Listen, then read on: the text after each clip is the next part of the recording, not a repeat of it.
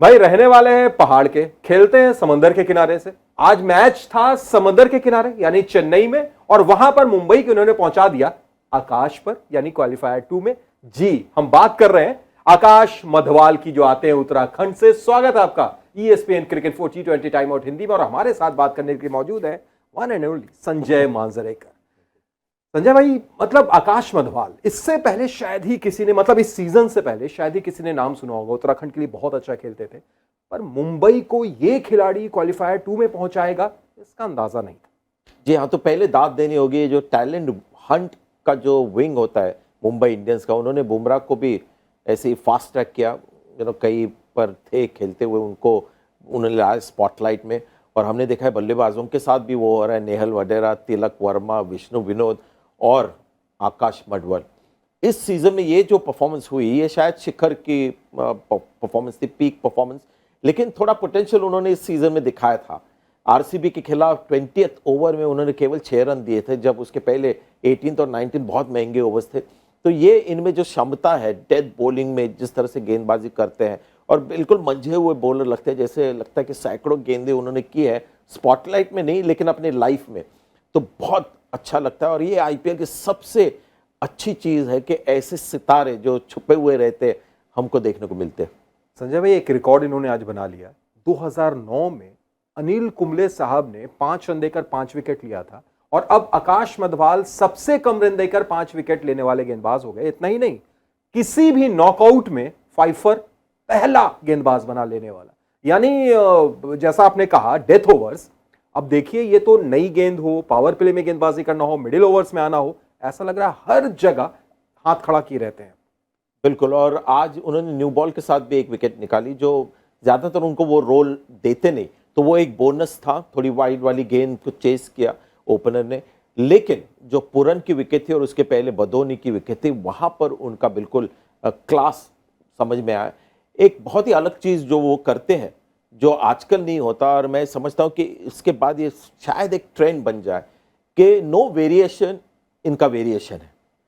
आजकल बल्लेबाज क्या होता है कि अगर 2 सीम अप डिलीवरी डाली, अच्छी डॉट बॉल हो, तो तीसरे बॉल पे बल्लेबाज रुका हुआ रहता है कि अभी कुछ वेरिएशन आने वाला है, तो स्लोअर बॉल आएगा, स्लो बाउंस, उसके लिए तैयार रहते हैं। बदोनी ने जिस तरह का शॉट खेला, शायद वो उम्मीद कर रहे थे कोई वेरिएशन आए, बट आई नहीं, और ये इनकी खासियत है। बिल्कुल सही कहा आपने। इससे पहले कि हम लखनऊ की तरफ थोड़ा सा रुख करें, कहां पर कमी रह गई, क्या हुआ, जोफ्रा आर्चर और बुमराह को लेकर लगातार सब लोग सवाल उठा रहे हैं। भाई कब देखेंगे? पिछला सीजन अगर आर्चर नहीं थे तो इस सीजन बुमराह नहीं थे। संजय भाई, क्या ये माने कि क्यों इतना हम लोग इधर उधर जा रहे हैं? मधवाल और बुमराह जब एक साथ आएंगे तो वो पैनापन, ये तलाश मुंबई की खत्म हो गई है। जी, और बैरन डॉफ भी है उनके साथ। तो फॉरेन जो सीमर्स खिलाते थे मुंबई इंडियंस, हमेशा उनके पास 2 फॉरेन बॉलर्स होते थे डेथ बॉलिंग करने के लिए। अभी बुमराह है, मडवल है, 2 of the best death bowlers. और बैरन डॉफ जिस तरह से गेंदबाजी करते हैं, ये शायद उनके थर्ड सीमर होंगे।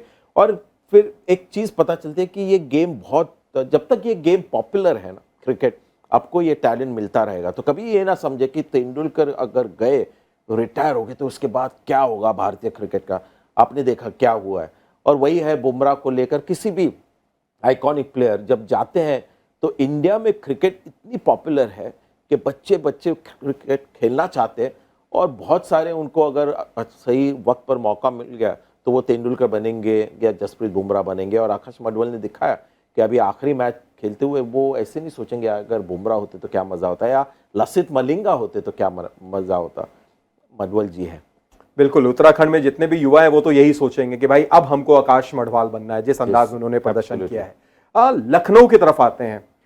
क्या गलती, कहां से शुरू करें गलती की? क्या पावर प्ले में वो 4 ओवर स्पिनर्स की बात से शुरू करें, या उससे पहले जो टीम थिंक टैंक ने एक चीज सोच ली कि भाई चेपॉक की धीमी पिच पर शायद डिकॉक साहब नहीं चलेंगे, मेयर्स ज्यादा बढ़िया होंगे, और मेयर्स को आप मौका देते हैं, डिकॉक जैसे खिलाड़ी को बाहर रखते हैं। ये कितना बड़ा डिसीजन था? देखिए, कभी कभी क्या होता है कि कोई महान खिलाड़ी होता है, आउट ऑफ फॉर्म होता है लंबे दौर के लिए, फिर अगर आप उनको तब बाहर रखते हो तो फिर ठीक है। तो हम सिर्फ महान प्लेयर क्विंटन डिकॉक की बात नहीं कर रहे, उनका रिसेंट फॉर्म भी बहुत बढ़िया रहा है। और ये डेटा की प्रॉब्लम है कि अगर आप डेटा आपको सूट करने के लिए देखोगे तो वो डेटा आप वैसे पाएंगे। अगर आप एक डेटा निकाले, खोज करें कि किसी भी बल्लेबाज ने अगर एक बहुत ही बेहतरीन पारी खेली है और उसके पहले आप ढूंढिए कि वहां पर उसी ग्राउंड पे अगर वो फ्लॉप शो रहे तो उसका भी आपको बहुत सारे आपको डेटा मिलेंगे। सुनील गावस्कर लॉर्ड्स में उन्होंने कभी टेस्ट शतक नहीं बनाया, तो ऐसे नहीं हुआ कि लॉर्ड्स में जब मैच हुआ तो सुनील गावस्कर को आप ड्रॉप कीजिए, तो ये नहीं होता। तो यहाँ पर एक बड़ी गलती होगी। और पावर प्ले में संजय भाई मैं इसलिए पूछ रहा हूं क्योंकि हमने ये देखा पहला ओवर कुणाल पांड्या, पूरे पावर प्ले में 3 ओवर पांड्या करते हैं और उसमें वो 33 रन देते हैं 3 ओवर में। उसके बाद 1 ओवर करते हैं कृष्णप्पा गौतम, जो 2 गेंदबाज 2 ओवर डालते हैं पावर प्ले में, नवीनुल हक और यश ठाकुर दोनों को विकेट मिलते हैं। ये क्या टैक्टिक्स थी? देखिए, उन्होंने शायद पिच को परखा कि ये टर्नर है और पहली रणनीति बनाई। और यहाँ पर धोनी अगेन मास्टर है कि वो असलियत देखते हैं जब मैच शुरू होता है ना, वो फिर पिच को परखते ध्यान रखते हैं, लेकिन ये ज्यादा कमिट कर गए पिच को रीड करके कि ये टर्निंग पिच है और मुंबई इंडियंस के जो बल्लेबाज है जो चाहते हैं कि पेस हो उनके खिलाफ स्पिन लगाए, तो 4 ओवर स्पिनर्स के 6 ओवर्स में, तो वहां पर क्या हुआ कि पिच बिल्कुल एक फ्लैट पिच जैसा खेला, एक बॉल टर्न नहीं हुआ तो काम बहुत आसान हो गया और वहां पर बहुत मार पड़ी। और बाद में थोड़ा जब बॉल सॉफ्ट हो गया तो पिच प्ले में आ गया, तो ज्यादा अपने आप को रणनीति बनाना बेस्ड ऑन पहले का प्लान और असलियत जो आज की है, अगर पहला ओवर वो देखते कि किस तरह से गिरी है, और फिर ऑफ स्पिनर एक राइट हैंडर जब बल्लेबाज होता है, फिर लेफ्ट आर्म स्पिनर जब एक लेफ्ट हैंड बल्लेबाज वहां पर है, फिर आप तो बड़ा गैम्बल करते हो और पिच टर्न बिल्कुल नहीं हुआ पहले 6 ओवर में। बिल्कुल। चलिए आखिर में बिल्कुल अब जिस हिसाब से मुंबई ने जीता है, जबरदस्त जीत, 3 हार इससे पहले लखनऊ के खिलाफ उनको मिली थी और जीते तो 81 रन से। अब क्वालिफायर 2 में उनका सामना गुजरात से। आज इस मुकाबले में संजय भाई जिस अंदाज में बिना किसी अर्धशतक की इस टीम ने 182 तक का स्कोर पहुंचाया, सब ने कुछ कुछ कंट्रीब्यूट किया है, ये क्वालिफायर 2 से पहले कितना मनोबल ऊंचा करेगा मुंबई का?